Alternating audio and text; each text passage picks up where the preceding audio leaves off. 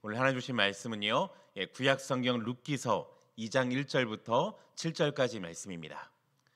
구약 성경 룻기 2장 1절부터 7절까지 말씀 우리 한 절씩 함께 나누도록 하겠습니다. 구약 성경 룻기서 2장 1절부터 7절까지의 말씀입니다. 제가 먼저 1절 말씀 읽도록 하겠습니다. 나오미의 남편 엘리멜렉의 친족으로 유력한 자가 있으니 그의 이름은 보아스더라. 2절입니다. 모압 여인 룻이 나에모에게 이르되 원하건대 내가 밭으로 가서 내가 누구에게 은혜를 입으면 그를 따라서 이삭을 죽겠나이다 하니 나오미가 그에게 이르되 내 따라 갈지어다 하매. 3절 룻이 가서 베는 자를 따라 밭에서 이삭을 줍는데 우연히 엘리멜렉의 친족 보아스에게 속한 밭에 이르렀더라. 4절입니다.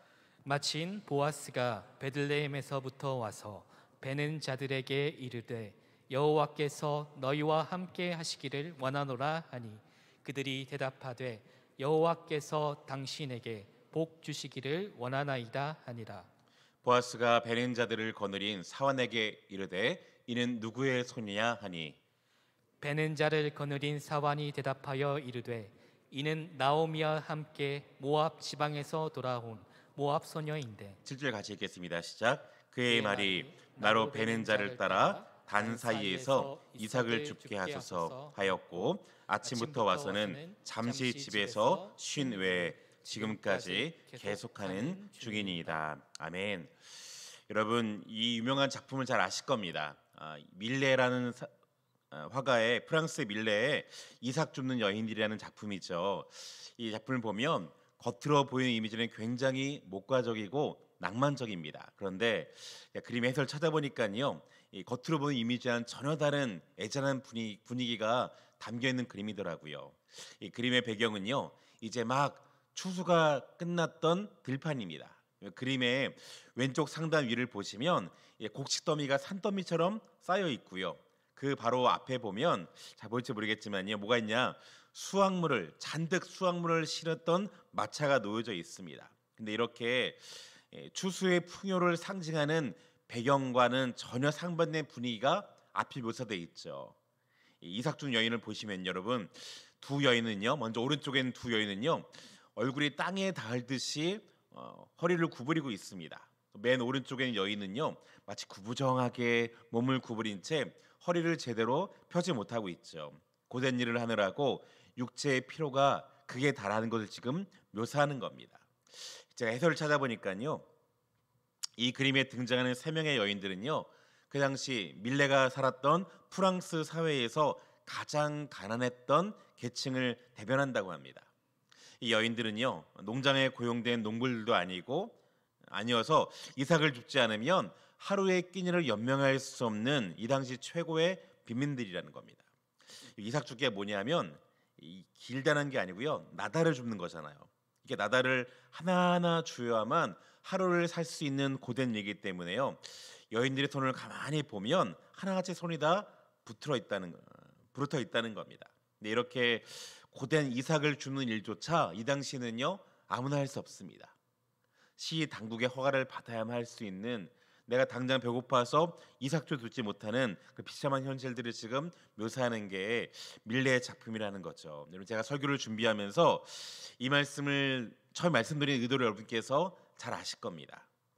이 여인들의 밑바닥 인생이 오늘 본문에 등장하는 나오미와 룻이 처한 상황과 거의 흡사하기 때문이에요. 제가 지난주에 말씀드리기를 룻기 전체의 스토리가 무엇이냐, 이 텅 비어있는 나오미의 삶을 하나님께서 어떻게 채워지는가, 이 텅 빔과 채움의 구조를 말씀드리지 않았습니까? 그 채워짐에 대한 예고편이요, 지난주 우리가 읽었던 1장 마지막에 있었죠. 나오미가 모압 지방에서 그의 며느리 모압 여인 룻과 함께 돌아왔는데 그들이 보리추수 시작할 때에 베들레헴에 이르렀더라. 자, 언제 돌아왔다고요? 보리추수를 시작할 즈음에, 우연인지 모르겠지만 이 빵이 사라진 빵집에서 빵이 막 채워지는 그때 두 사람이 돌아왔습니다. 그러면서 뭔가 1장의 마지막은요, 뭔가 설레이면서 기대는 마음으로 시작을 했는데 2장에 넘어오자마자 우리가 기대했던 기대는 전혀 다른 분위기가 펼쳐지는 거예요. 자, 나오미와 루시요, 베들레헴에 도착했지만 그들 앞엔 여전히 가난한 삶이 펼쳐져 있습니다.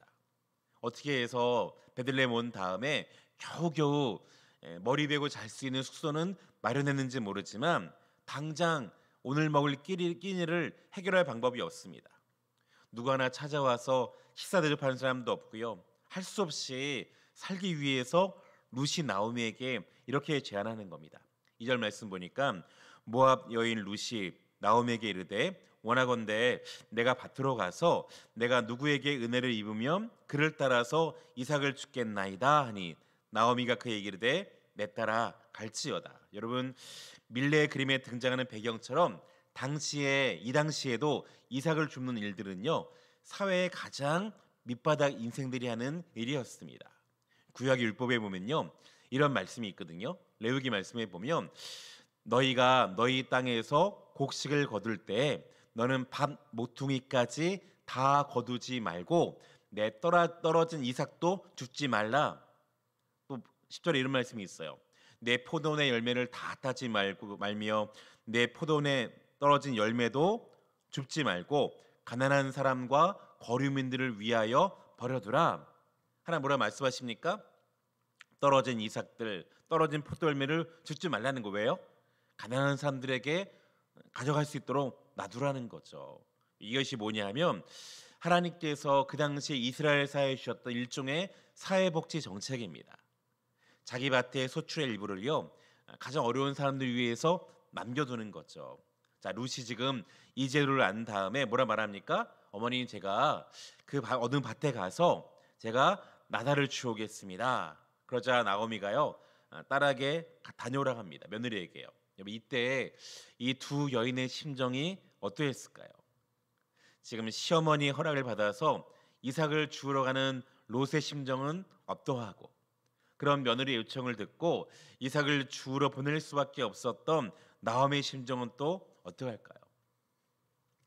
저는 약간이나마 새벽마다 조금씩 간접적으로 이런 심장을 가지는 분들을요 목격하곤 합니다. 새벽 기도하면 여러분 다 아시겠지만 우리 교회 오다 보면 우리 교회 바로 앞에 도로에서요 이제 일용직 노동일 하신 분들이요 모여서 아침 일을 기다리시죠. 근데 가끔 새벽 기도를 끝나고 나가다 보면 여전히 그 자리를 떠나지 못한 채 가만히 계시는 기다리신 분이 있어요. 아마도 이분들이요 그날 일할 자리가 없어서인지 가만히 보면 한숨을 팍팍 쉬다가 돌아간 분이 계십니다. 어쩌면 그들 중에서는요 하루 벌어서 생계를 유지해야 되는데 그러지 못해서 한숨 쉬는 분도 계시고요. 또 오늘 집에 돌아가면 내 아이들에게 필요한 무엇을 줘야 되는데 그러지 못해서 미안한 마음에 차마 발걸음을 옮기지 못하는 분들도 계시는 것 같습니다. 이게 나오미의 심정이에요. 오늘 베들레헴으로 돌아오는 결단을 했음에도 당장 사항은요 풀리지 않습니다. 사회의 최하층민이 하는 이삭 죽기를 내가 하지 않고는요 하루 끼니를 이어갈 수 없습니다. 추수 때가 되어서 빵집에 빵이 가득하고 사람들은 다 배불리 먹지만 그들의 허기진 배는 여전히 텅 비어 있는 겁니다. 그런데 여러분 이때부터 하나님의 보이지 않는 손길이 나타나서 나오미의 텅 빈 인생을 채워가십니다. 하나님 어떻게 채워가시는가? 오늘 말씀 보면 첫 번째는요 하나님께서 우연이와 마침의 조합을 통해서 일하세요. 다시 말씀드리지만 우연이와 마침의 조합을 통해서 하나님이 일하십니다. 이게 무슨 말인가? 룻이 이삭 줍는 일을 하러 밭으로 나갔는데 누굴 거기서 만나냐면요 앞으로 결혼하게 될 보아스를 만납니다. 자기 인생을 완전히 변화시켜줄 보아스가 기다리고 있는 거예요. 3절에 보니까 룻이 가서 베는 자를 따라 밭에서 이삭을 줍는데 중요한 단어가 우연히 엘리멜레의 친족 보아스에게 속한 밭에 이르렀더라. 4절 마침 보아스가 베들레헴에서부터 와서 이 3절과 4절의 중요한 단어가 무엇이냐면 우연히 그리고 마침 이 두 단어입니다. 자, 룻이 이삭을 주우러 나가는데 우연히도 보아스의 밭으로 가서 일을 했다는 겁니다. 근데 마침 그때 누가 와요? 보아스가 밭에 나왔다가 룻을 발견했다는 거예요. 룻이 보아스로 밭으로 간 건요 전혀 의도가 없다는 점에서 분명히 우연입니다. 룻은 보아스가 누구인지도 몰랐고요. 내가 일하는 밭의 주인이 누구인지 전혀 관심이 없었어요. 그저 여러 밭에서 임신 좋아 보이는 사람의 밭으로 갔을 뿐입니다. 이것은 보아스도 마찬가지입니다. 이 보아스는 부자라서 여러 개의 밭이 있었고요. 추수를 위해 여러 가지 일을 해야 되는데 근데 마침 어느 밭에서 일꾼들을 격려하고자 갔다가 거기서 우연히 룻을 발견한 거죠. 룻도 보아스도 전혀 의도하지 않았던 만남이 있을 뿐입니다. 근데 여러분 중요한 것 이게 다 과연 우연이었을까요? 4절에 보니까 마침 보아스가 이 밭에 왔다 하는데요. 중요한 게 마침이라는 단어입니다. 이게 무슨 말이냐면요. 아주 우리말 마침 단어가 의미가 잘 번역이 안 돼요. 히브리 원어에 보면 마침이라는 단어는 히브리어로 보통 신내라 부르는데 뜻이 뭐냐면요. 두 가지가 첫 번째 뭐냐면 바로 그때 이런 의미도 있고 또 한 가지 뭐냐 놀랍게 또는 한번 지켜보라 이런 의미가 있습니다. 이 두 의미를 합치면요. 놀랍게도 바로 그때 보아스가 베들레헴에서부터 이 밭에 왔다 이런 말이에요. 룻이 보아스에 바로 온 바로 그 순간 누가 왔다고요?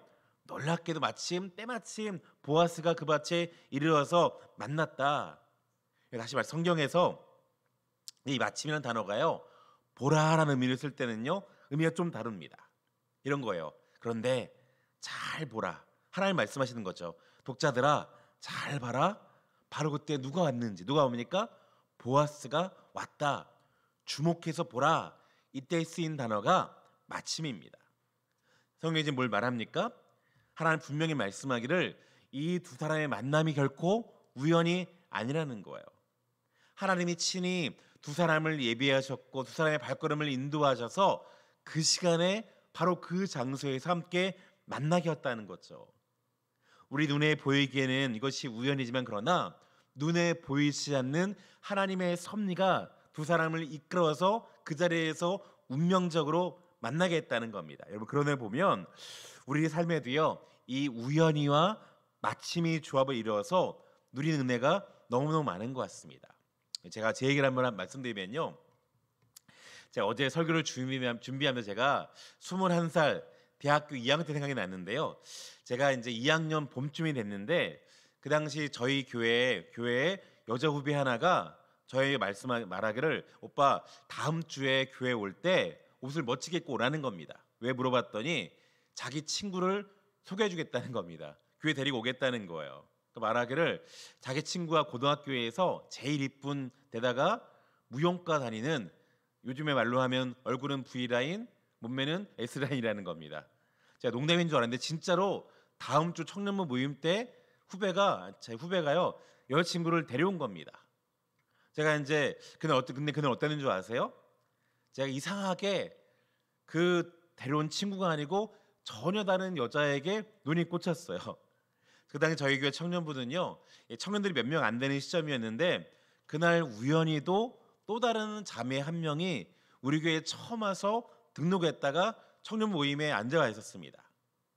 이게 별거 아닐지 모르지만요 이 당시 청년들이 10명이 안 되는 시점이었거든요. 그래서 누군가 자기의 발로 교회에 찾아온다는 게 거의 없을 때인데 진짜 우연히 그날따라서 새로운 두 자매가 우리 교회에 온 겁니다. 이상하게 저는요 저를 소개해주겠다는 그런 자매가 아니라 다른 자매에게 눈이 쏠렸습니다. 그 자매가 가만 보니까 저보다 2살 연상이에요. 자꾸 제 눈이 거기로 가는 겁니다. 짐작하셨지만 그 여인이 나중에 제 아내가 됐던 사람입니다. 연상의 여인이요. 근데 알고 보니까 또 이제 나중에 이제 알고 보니까요 마침 교회가 이제 저쪽에 있을 당시인데요. 교회에서 집에 가는 방향이 똑같아가지고요 예배 끝나면 늘 같이 집에 갔어요. 우연히도 같은 해에서 같이 청년부 임원으로 섬기면서 항상 붙어 다녔습니다. 여러 가지가 있었는데 이런 몇 번의 우연의 조합으로 마침내 저희 두 사람이 교제를 했고요 결혼까지 이르렀어요. 제가 돌아보니까 그때는 이 모든 것이 다 우연인 줄 알았는데 지금 돌아보니까 눈에 보이지 않는 하나님의 섭리가 그 안에 있는 겁니다. 만약 그날에 하나님께서 제 안의 발걸음들을 교회를 이끌지 않았다면 저는요 그 무용가 자매에게 눈이 멀었을지 모르죠. 마침 하나님께서 그날 제 아내를 이끄셨고 제 눈을 거기서 머물게 하신 거죠. 우리 성도님도 그러다 보면요 이런 경우가 굉장히 많으실 겁니다. 이 우연과 마침의 조합이 너무 절묘하더라고요. 또 하나 생각난 것이 있는데요. 저는 대학생 때 예수 전도단이라는 성교단체에 들어간 것도 돌아보면 하나님의 섭리가 담겼어요. 원래 제 성향은요. 제가 이제 성경 공부하는 걸 그냥 좋아했고요. 대화 토론하는 걸 굉장히 좋아해가지고 저는 이 IBF라는 성교단체가 맞아가지고 거기 가려고 제가 대학을 복학하면서 동아리방을 찾아가는데 동아리방 가는 길목에 있던 학생 식당에서 우연히도 제 고등학교 선배를 만난 겁니다. 선배가 저한테 보더니 얘 오랜만이라고. 그때 딱 두 번째 보는 데 있거든요. 옛날에 보고 처음 보는 거였어요. 뭐라 그랬냐면 어디 가냐 묻길래 제가 나 성교단체 간다고 했더니 뭐라 그랬냐면 내가 예수 전도단을 리더인데 나 따라오라고. 따라갔다가 전혀 의도하지 않은 채 그 동아리에 가입하게 된 겁니다. 근데 가보니까요 마침 저에게 꼭 필요한 것들이 그 예수 전도단에 다 구비되어 있더라고요.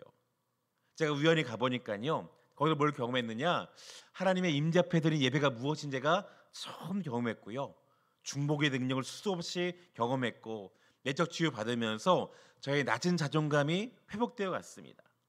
소그룹을 하면서 깊은 나눔들을 제가 이것이 셀모임이구나 제가 이미 거기서 다 경험했고요, 단기 선교를 하면서 한 영혼을 향한 하나님 아버지의 마음을 배우기 시작했어요. 지금 돌아보니까 제가 목회하는 데 필요한 모든 것들이 다 그 안에 예비되어 있더라고요. 분명히 저는 의도하지 않았는데 하나님께서 고등학교 선배를 바로 그 시간 그 자리에서 마침 그 자리에 두셔가지고 저를 만나게 하셨고 그 자리에 하나님은 저를 이끄신 겁니다. 우리 삶의 하나님은요 이런 식으로 역사하세요. 여러분, 루시 보아스가 내가 지금쯤이면 네가 이 사람이 여기 있겠지 계산하지 않았습니다. 누군지도 몰랐어요. 그런데 그렇게 가보니까 마침 그 사람이 거기에 앉아 있어서 만나게 된 거죠. 저는 이거 보면서요 생각났던 노래가 있습니다. 여러분 잘 아실 노래인데 대중가요로 부르긴 좀 그렇지만 노사연 씨가 부른 만남이죠. 제가 전에 섬기던 교회에서 그 노사연 씨 남편이었던 이무송 씨를 아십니까? 이무송 씨가 이제 간증하러 왔는데 마침 우리가 그분의 그 자리에서 노사연 씨가 따라왔습니다. 그래서 이제 앞에 있던 목사님이 노래 한 곡 부르시라고 했더니 노사연 씨 이 노래 부르는데요, 제 옆자에 있던 여전사님이 은혜를 받으시더라고요. 노래 부르는데 그러니까 우리 만남 우연이 있잖아요. 우리 만남은 우연이 아니한 다음에 그다음 뭐가 있냐면 있기엔 너무나 나의 운명이었기에. 가사가 진짜 성경적인 것 같아요. 나중에 노사연 씨가 뭐라 그러냐면, 이분 예수 믿는 분인데요, 내가 이걸 보면서 내 스스로 은혜를 받는다 하시더라고요. 우리가 이렇게 만난 것 우연이 아니라는 거죠. 어떤 섭리적인 힘이 우리를 만나게 했다. 그래서 너와 나의 만남은 그냥 우연이 아니라 뭐라고요? 운명이라는 거죠. 우리말로 옮기면, 성경적으로 옮기면 하나님의 섭리가 담긴다는 겁니다. 이 말처럼 노래처럼 이 세상에는요 위험스럽게 일어나는 일들은요 사실은 없습니다. 그 안에 가만히 보면 하나님의 숨겨진 뜻이 모든 것 가운데 담겨있기 때문에 이거를 신학적인 용어로 하나님의 섭리다 이렇게 표현해요. 세상의 모든 일들이 보이지 않는 하나님의 섭리에 의해서 진행된다는 거죠. 그러나 하나님 모르는 사람들은요 이 하나님의 역사를 믿지 않습니다. 모든 것이 다 우연이다 이렇게 말해요. 그런데 이렇게 우연을 믿는 사람들은요 불행할 수밖에 없습니다. 왜 그럴까요? 여러분, 모든 것이 다 우연하게 하면요 내게 안 좋은 일이 오고 일이 꼬이면 그걸 다 우연으로 넘깁니다. 내가 어쩌다가 이렇게 살게 됐지? 내가 왜 하필이면 이런 집에 태어났지? 내가 왜 하필이면 이런 사람을 만났고 내가 그때 거기 가지 않았더라면, 이렇게 맨날 어쩌다가 내가 하필이면 이런 생각들을 합니다. 우연이라는 거예요. 그런데 성경은요 뭐라고 말씀하십니까? 이 세상에 우연은 없다고 말씀하세요. 우주의 창조부터 시작해서 3세 한 마리가 떨어지는 일까지 하나님께서 철저하게 섭리하시고 계획하신다 우리에게 말씀하죠. 우리가 살아오며 겪게 되는 모든 일들 속에는요, 뭐가 있다고요? 우리가 미처 깨닫지 못하지만 하나님의 세심한 뜻이 그 안에 담겨 있다는 거예요. 여러분, 이 하나님의 섭리를 믿는 사람들은요, 두 가지를 기억하셔야 돼요. 첫 번째, 무엇이나 현재 내게 주어진 일에 최선을 다해야 됩니다. 현재 내게 주어진 일에 최선을 다하는 것, 이것이 하나님의 섭리를 믿는 사람들의 바른 삶이라는 거예요. 여러분, 루시요, 운명의 남자 보아스의 밭으로 가서 일하는데요, 어떻게 일했는가? 7절에 보면 이런 말씀이 있어요. 사환이 하는 말인데, 그의 말이 나로 베는 자를 따라 단 사이에서 이삭을 죽게 하소서 하였고, 아침부터 와서는 잠시 집에서 쉰 후에 뭐 한다고요? 지금까지 계속하는 중인이다. 루시 어쩔 수 없이 가장 밑바닥 일하는 이삭 죽기를 하고 있는데 어떻게 한다고요? 그 일 가운데 최선을 다한다는 겁니다. 대충 하지 않았다는 거예요. 이거 이삭 죽기를 하고, 사람들이 가장 하는 최 밑바닥 일이라고 대충 하자고 뭐 했다고요? 아침에 잠깐 쉰 거 외에는 못 한다고요? 계속 일하면서 최선을 다해 일을 감당했더라는 겁니다. 그런데 그 모습이요, 바로 보아스의 눈에 들어오는 거예요. 보아스가 보고 있다가 저 여인 누구냐? 질문하는 거죠. 우리는 이 사실을요, 주목해야 됩니다. 여러분, 사람들의 눈에 멋있어 보이고 화려해 보이는 일이든지, 아니면 내가 하는 일이요, 이삭을 줍는 초라한 일이든지 상관없이 내게 맡겨진 일에 최선을 다하는 그곳에 하나님께서 은혜를 부으신 줄 믿습니다. 룻은 무슨 일이 됩니까? 내 시어머니를 봉양하기 위해서 인생의 가장 밑바닥에 들어가서 이삭을 주었을 뿐입니다. 그 일에 최선을 다했어. 왜요? 나오미를 봉양하기 위해서. 그랬더니 그 보잘것 없어 보이는 작고 초라한 일이 보아스를 만난 통로가 될 것이다, 룻은 꿈에도 생각하지 못했죠. 그냥 자신에게 주어진 일이 무엇이든지 그 일에 최선을 다했을 뿐인데, 바로 그 최선이 하나님의 은총을 입는 결과로 나타나더라는 거예요. 저는 이런 분들을요, 많이 경험했습니다. 우리 교회 이제 김인호 장로님이 계시는데요, 이분도 존경하지만 이름이 거의 비슷한 분 중에서 서울 어느 교회에 김인호 장로님이라는 분이 계세요. 이름이 거의 비슷하죠. 획 하나 차이입니다. 이분이 참 존경스러운 분인데, 이분이 2000년대 초반에 일산 검찰청에서 검사로 재직하셨는데요. 일 들어보니까 이제 그 건물을 준공하면서 보통은 돼지머리 놓고 하잖아요. 근데 처음으로 우리나라 검찰 처음으로 이분이요, 그 돼지머리 고사를 관례를 다 깨버린 채 감사 예배를 드렸다는 겁니다. 이분이 그 정도로 신실한 신앙인이자 전도 열심히 하신 분이었거든요. 그런데 그러다가 얼마 후에 그 당시 법무부 장관에게 찍혀가지고요, 좌천당했습니다. 보복 인사로. 자기 동기들은, 후배들은 다 승진하는데 자기만 좌천당한 채 지방으로 쫓김당했습니다. 이분이 말하기를요, 그 처음에 마음이 너무나 화가 나고 견딜 수가 없더라는 거예요. 손에 일이 잡히지 않고요. 그러다가 하나님께 기도를 시작했는데, 기도한 하나님께서 마음에 주시는 감동이 있었다는 거예요. 얘야, 너무 마음 아파하지 말라고. 사람들이 너를 보낸 게 아니라 내가 널 보냈어. 내가 너를 지키게 했고 내가 너를 그 자리에 보냈다고. 이분이 그 음성을 들은 다음에, 지금까지는 내가 쫓겨난 줄 아는데 그게 아니라 하나님께서 뭔가 뜻이 있어서 나를 보내셨구나 생각하니 마음이 편해지더라는 거예요. 그때부터 하나님 뜻이 무엇일까? 아, 전도하라는구나. 이걸 사람 만나신 이유가 전도를 하시는구나. 정말 열심히 전도했는데요. 이분이 뭐라 그러냐면, 처음 만나는 사람을 만나가지고 전도는 희한하게 사람들이 자기를 따라 교회에 오더라는 겁니다. 그래서 이 깨달으면서 전도를 시작하다가 이분이 뭐라 그러냐면요, 그 당시 처음에 발령난 곳이 대구 지역이었는데, 대구에 발령나서 2년 동안 전도한 사람이요, 무려 1000명이라는 겁니다.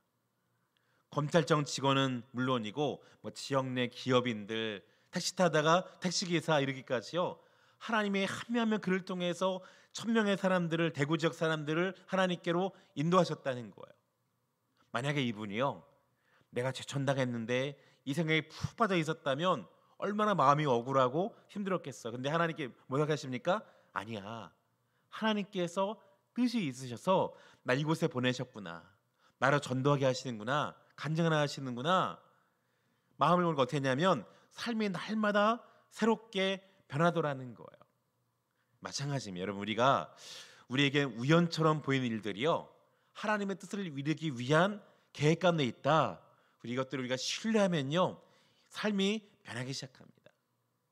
내 삶이 그저 떠다니는 구름처럼 떠다니는 게 아니라 전능하신 하나님의 손에 붙잡혀서 정교하게 진행된다. 이거를 믿는다면요, 우리가 결코 오늘 내게 주어진 하루를요 대충 살 수 없더라는 겁니다. 룻은요 믿음이 있는 거죠. 오늘 내가 주어진 자리가 어디든지요, 설사 그 자리가 이삭 줍는 사람 보기에 가장 보잘것없고 저런 것이 할지라도 룻은 어떻게 합니까? 최선을 다해서 그 일을 감당합니다. 오늘 내게 만나는 사람이요, 세상에 유명한 사람이 아니라 그냥 세상에 가장 초라한 시어머니를 할지라도 그 시어머니 섬기기를 뭐 한다고요? 최선을 다했더니 하나님께서 그 삶을 가장 아름답게 이끌어 가시더라는 거예요. 또 한 가지, 여러분, 하나님의 섭리를 믿는 사람들은 어떻게 되느냐? 모든 만남을 소중히 여길 수 있어야 됩니다. 하나님 믿는 사람들은요, 내게 주어진 모든 사람의 만남을요 소중하게 여겨요. 5절에 보면요 이런 말씀이 있죠. 보아스가 베는 자들을 거느린 사원에게 이르되 이는 누구의 소녀냐? 이게 무슨 말이냐면 어느 집 자식이냐? 이런 말입니다. 생각해 보세요. 지금 밭에서 일하는 여인이요, 룻 혼자 아닙니다. 여러 여인들이 있는데 이상하게 룻이 누굴 주목해요? 바로 죄송합니다. 보아 누굴 주목하냐면 수많은 여인 중에 특별히 룻의 가박지 눈길 가운데 마음이 담긴 겁니다. 눈길이 쏠린 거예요. 왜 그랬을까? 이 대목은 잠깐 머물고요. 자, 보아스가 질문하자 일꾼들을 관리했던 사환이요 6절에 보면 이렇게 대답해요.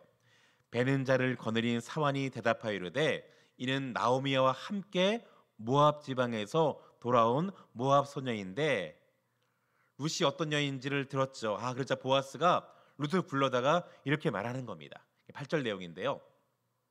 보아스가 룻에게 이르되 내 딸아 들으라.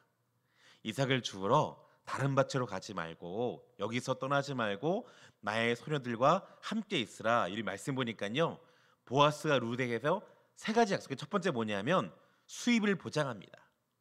다른 데 가지 말고 추수가 끝날 때까지 여기서 뭐 하라고요? 충분히 필요한데 이삭을 주워가라는 겁니다. 수입을 보장해. 끝이 아닙니다. 그 다음 보니까요, 안전을 보장하는데 그들이 베는 밭을 보고 그들을 따르라. 내가 그 소년들에게 명령하여 너를 건드리지 말라 하였는. 이게 왜 중요하냐면, 여러분, 이 당시에는요 남편이나 이 당시 사회가 굉장히 보수적인 사회이기 때문에요, 내가 나를 보호해줄 남자가 없다면요 그 사람은 안전 보장받지 못합니다. 남자들이 함부로 해코하지 않는데 지금 보아스가 뭐라 그래요? 밭에서 일하는 소년들이 아무도 너를 건드리지 못하도록 내가 단단히 조치해 놓겠다는 겁니다. 안전을 보장하죠. 세 번째로 근무 환경을 개선해 줍니다. 언제든지 목이 마르면 그릇에 가서 수련들이 길러온 물을 마시라고, 일꾼들 마실 수 있는 물을 충분히 마실 수 있도록 뭐 한다고요? 근무 여건을 충분히 개선해 준 겁니다. 이 세 가지 약속은요 지금 룻에게 당장 꼭 필요한 것들인데 보아스가 정확하게 필요들을 채워주는 거예요. 그러자 룻이 분위기가 좀 이상했나 봐요. 룻이 뭐라 그러냐면 10절에 이렇게 말하거든요. 룻이 엎드려 얼굴을 땅에 대고 절하며 그에게 이르되 나는 이방 여인이거늘 당신이 어찌하여 내게 은혜를 베푸시며 나를 돌보시나이까. 쉽게 무슨 말이죠. 아니, 나는 지금 당신들이 혐오하는 모압 출신 여인인데 왜 이런 나에게 은혜를 베푸시고 돌보십니까?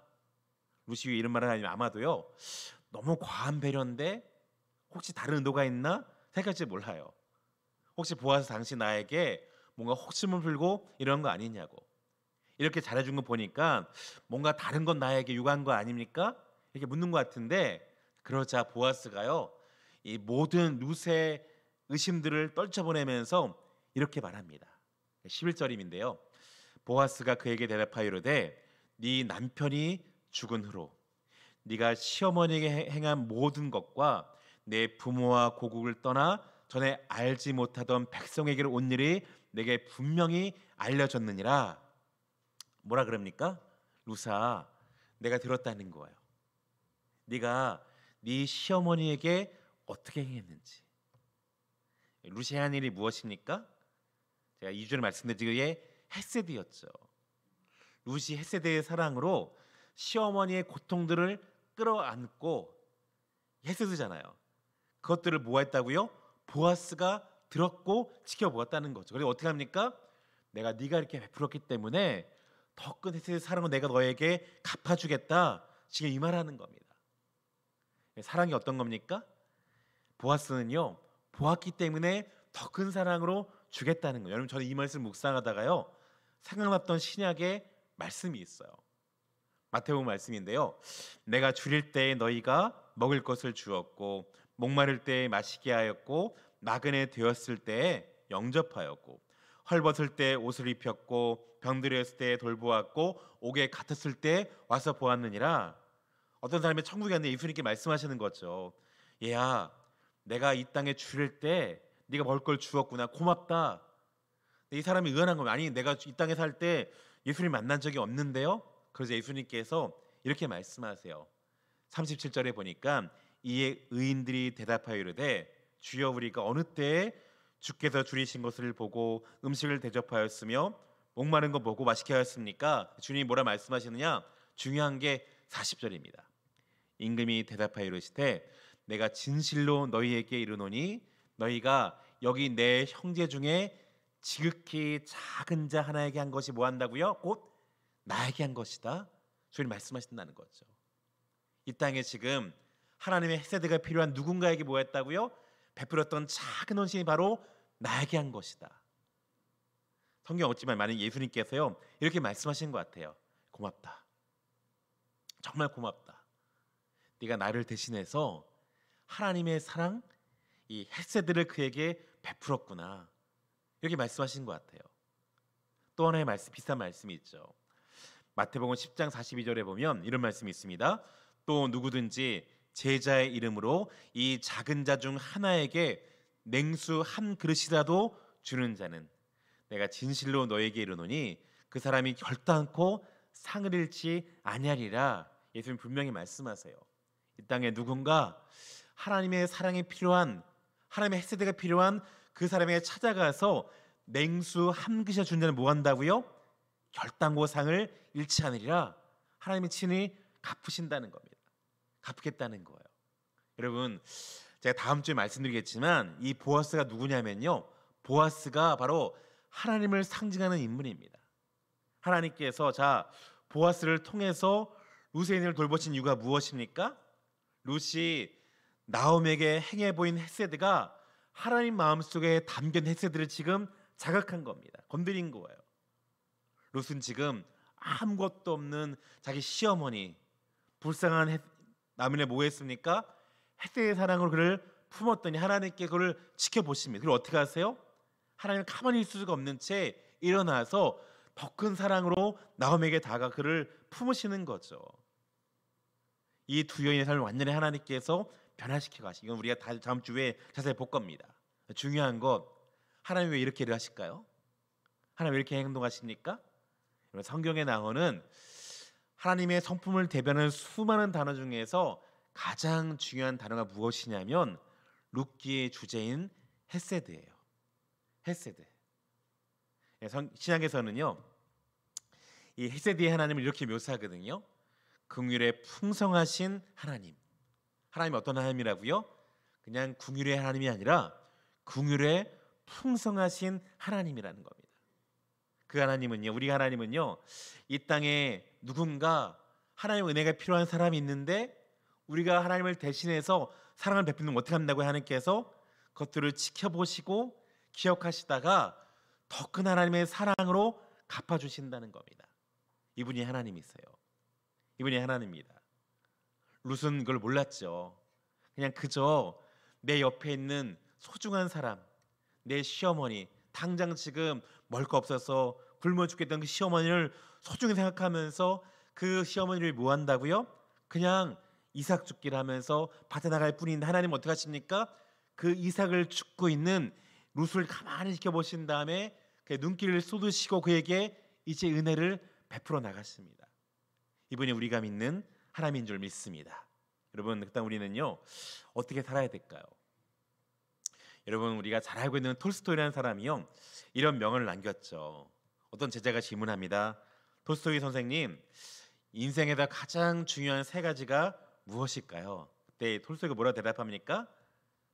가장 중요한 것은, 가장 중요한 때는 지금이다. 가장 중요한 사람은 지금 내가 만나고 있는 사람이고, 가장 중요한 일이 뭐예요? 지금 내 옆에 있는 그 사람에게 선을 행한 일이 가장 중요한 일이야. 이 말씀이요 성경의 진리 같습니다. 맞는 말이에요. 가장 중요한 때가 언제라고요? 바로 지금이고, 가장 중요한 일이 무엇입니까? 지금 내가 만나고 있는 그 사람에게 하나님의 헤세드, 선을 베푸는 것, 하나님 보시기에 가장 중요한 일들이라는 거죠. 그렇다면 오늘 우리 성도님께서 오늘 만나서 선을 베풀어야 할 여러분들의 나오미는 누구십니까? 우리가 루시다 가정하면요, 하나님이 오늘 나를 통해서 봉행하기 원하는 나의 나오미들은 누가 계십니까? 지금이 명절인데요, 우리 성도님께서 이제 가족들을 한 분은 만나실 겁니다. 여러분이 만나는 모든 가족들을 여러분의 나오미로 삼을 수 있기를 주의 이름으로 축원합니다. 보실 때 그 나오미가 여러분 보시기에 우리 보기에 자녀이든지 내 배우자든지 아니면 나의 부모님이든지 시부모님이든지 아니면 먼 친척이든지 하나님 분명히 뜻하신 바가 있어서 나를 만나게 하실 겁니다. 하나님 뭐라 말씀하실까요? 만났을 때 선함을 베풀라는 겁니다. 만약 그가 뭔가 마음이 낙심해 있다면 따뜻한 말로 이뤄라 말씀하세요. 필요가 보인다면 마땅히 내가 할 수 있는 분야에서 내 지갑을 열고 나눠주라 하나님께서 말씀하십니다. 정 없다면 집에 있는 음식들, 과일을 싸서라도 보내라는 거죠. 하나님 어떻게 하신다고요? 그런 우리의 작은 햇새들을 보시고 하나님 반드시 더 큰 햇새들의 사랑으로 갚아주시를 믿습니다. 그런가 하면 또 다른 우리의 나오미들이 누굴까요? 여러분 한번 옆자리 보시겠습니까?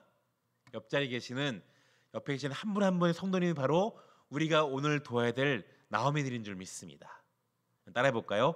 우리 만남은 우연이 아닙니다. 다시 해요. 우리 만남은 우연이 아니야. 여기서 한번 얘기하겠습니다. 우리 만남은 운명이야. 하나님께서 같은 시간대 같은 자리에 우리 같은 교회 앉게 하시고 예배드리게 한 것, 저는 분명히 이것이 우연이 아닌 줄 믿습니다. 우리 생각에는 우연인지 모르지만 이 안에는요 하나님의 섬세한 뜻이 담겨져 있어요. 우리가 한 교회에서 하나님을 예배한다는 것, 같이 신앙생활한다는 것 결코 우연이 아니라는 거죠. 그렇다면 옆자리에 계신 분 중에서 어떤 필요가 보이십니까? 우리 성도님께서요 오늘 이 시간 우리가 찬양할 때 한번 그를 위해 따뜻하게 한번 기도해 주시면 좋겠습니다. 따뜻한 사랑의 말로 한번 격려해 주시고요, 우리 예배 끝에 나가실 때 그냥 나가지 말고요, 명절 잘 보내시라고, 올 한 해 동안 하나님의 크신 축복이 넘치게 바란다고 따뜻한 말 한마디 건네시고, 할 수 있다면 집에 가다가 사탕 사 먹으라고요, 1,000원짜리 하나 주셔도 괜찮고요. 이런 작은 햇살의 사랑, 오늘 내게 있는 그 사람에게 선을 행하는 일, 하나님은요 그것들을 지켜보시고 기억하시면서 마침내 더 큰 사랑 우리에게 베풀어 주실 줄 믿습니다. 우리 함께 이 시간 찬양할 때 찬양할까요? 은혜 아니면 우리가 살아갈 수 없습니다. 오늘 돌아보면 여러분 우리 주변에는요 우리가 나오미 되었을 때 우리를 도와줬던 수많은 룻이 있었습니다. 돌아보면 그 룻을 우리에게 보낸 분이 하나님이셨어요. 하나님께서 내가 공고할 때, 내가 필요할 때 그 룻과 보아스를 우리에게 보내주셔서 우리의 필요를 하나님께서 채워주셨죠. 우리 찬양할 때 우리가 그 하나님의 계획대로 우리가 알기 원한다고 함께 찬양을 주님께 나아가기 원합니다.